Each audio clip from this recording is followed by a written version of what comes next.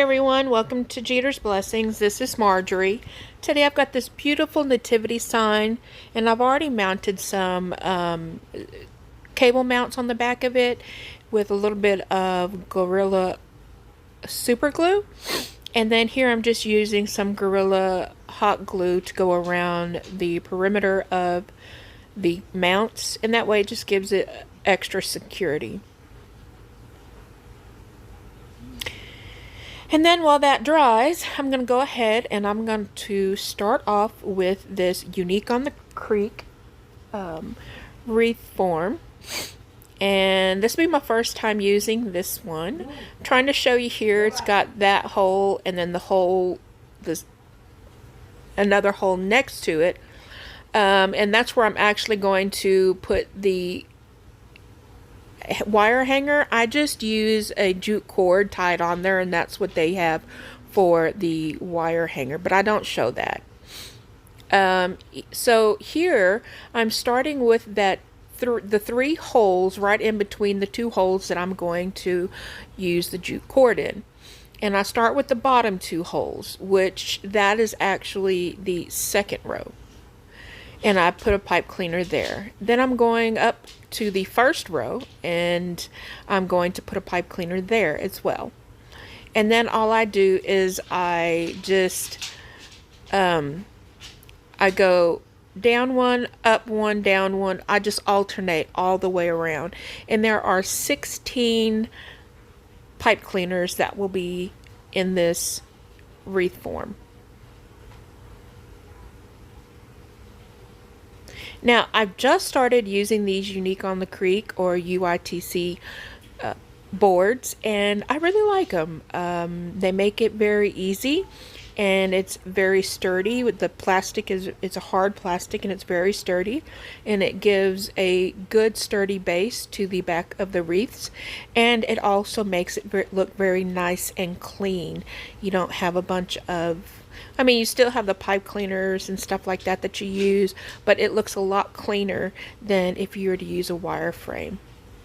Now I've got this 10-inch mesh, and I cut it at 22 inches.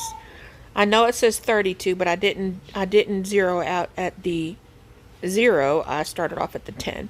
So since there's 16 of the pipe cleaners, I take the 360 inches in a roll and divided by 16, and it actually gave like 22 and a half, but I just went ahead and did 22 just to be safe.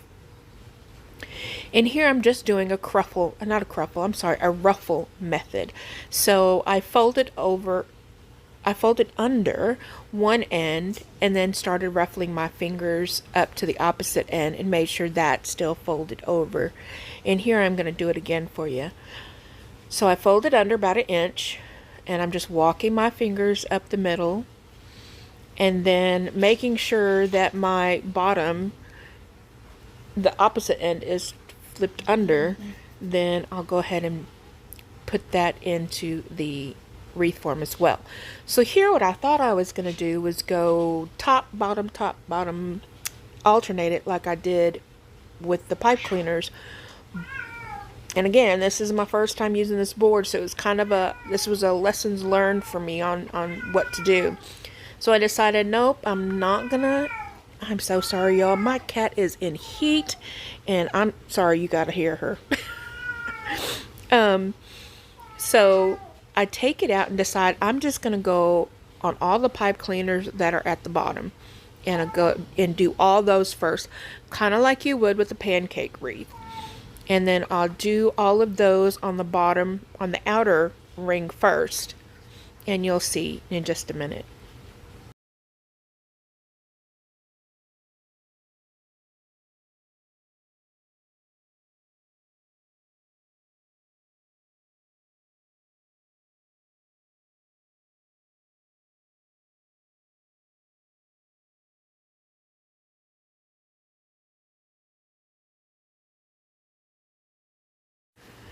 Okay, so now that I've got my first layer of mesh down, I've got my handy dandy measure buddy, and I am going to do 14-inch cuts for the tails.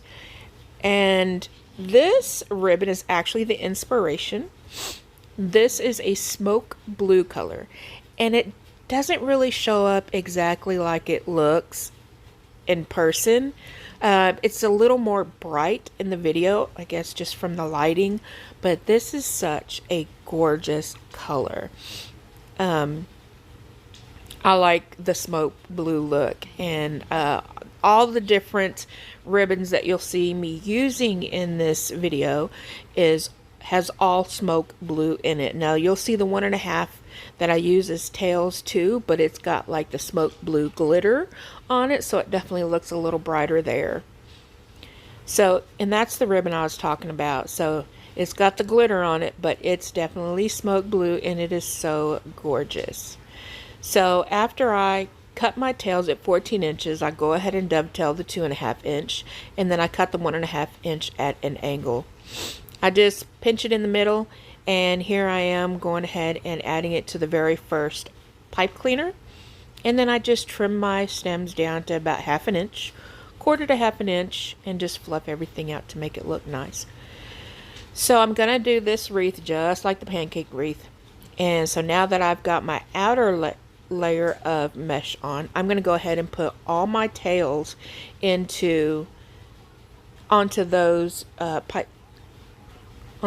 pipe cleaners. Excuse me, I'm just I can't speak today.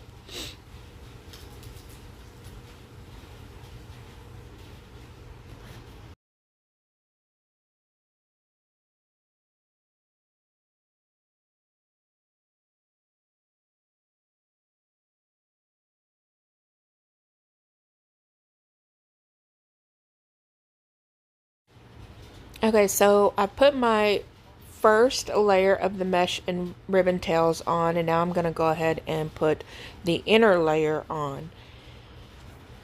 And this was trial and error because I didn't like how I had to finagle the pipe cleaner ends through the mesh that was already attached to the board. It just kind of bulked everything up, and I just didn't like it. So here I am trying to figure out a way. And so I fed one pipe cleaner through the mesh, and then I'll end up feeding the other end in as well. This was a new board, and sometimes that's what you have to do. When you get something new, you just kind of have to work through it. And I like working with new stuff on the camera with y'all so you can watch and see exactly what I went through and how I fixed it, and maybe that's a good resolution for you as well, or maybe it'll give you an idea of another resolution. So I did mess up there.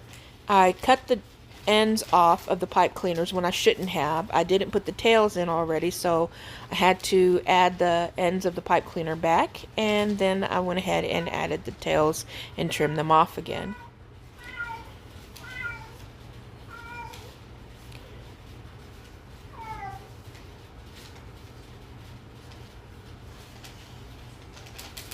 And as you'll see, here I am poking both ends of the pipe cleaners through the deco mesh that's already attached to the board. And to me, that was the best method for me to use. It worked out really well, and I definitely will plan to use that same method going forward when I'm using this type of board and mesh.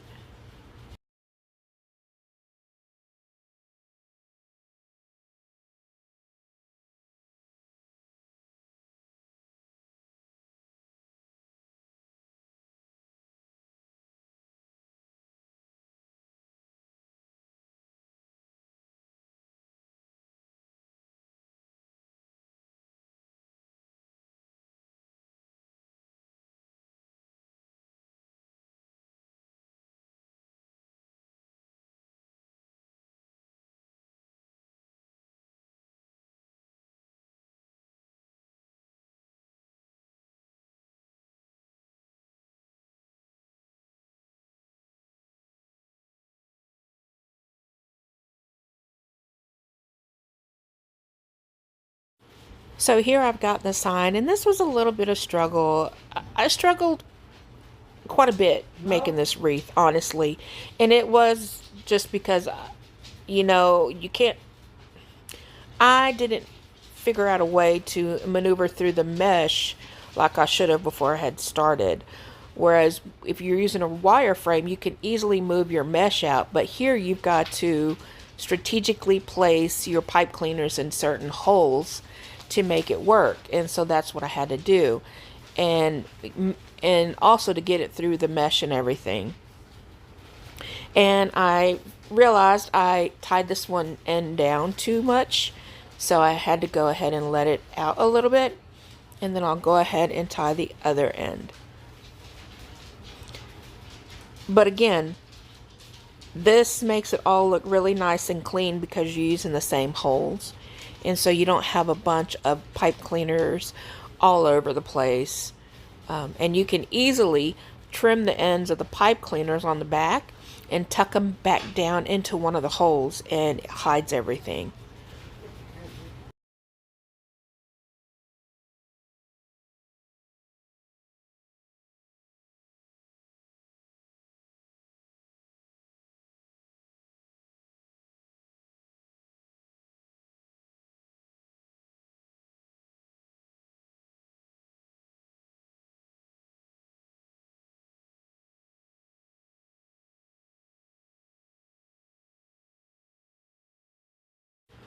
So now that I finally got the sign on, I'm taking the rest of my ribbons and I am going to make a bow. And I start off with a 20-inch long tail for the bow. I'm only going to put one bow on here. And then I use 6-inch loops. And then as I go, that's a 7-inch tail to go to the top. But on my loops, so like every other loop, I'm going to go down like 1/2 inch. So I start off at 6 for the first 2 ribbons. And then when I get to the 3rd ribbon, it'll go down to 5.5. And it's like that. So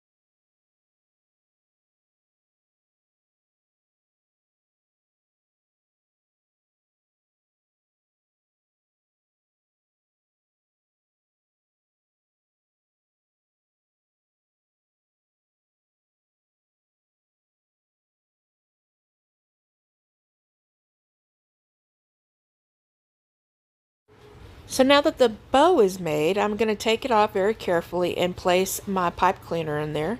And I'm going to pinch down on my ribbons to kind of smush it together and roll it around so I can tie it tightly, the pipe cleaner tightly. Now I'm not going to show you me struggling through this one, but I finally got the bow attached, and here I am just kind of fluffing everything out, making everything kind of look nice and neat, get it where I want it. And y'all, I think this is such a pretty bow with the beautiful colors, the nativity ribbon. I just love it. And the sign is so rustic and beautiful. I love this color combo.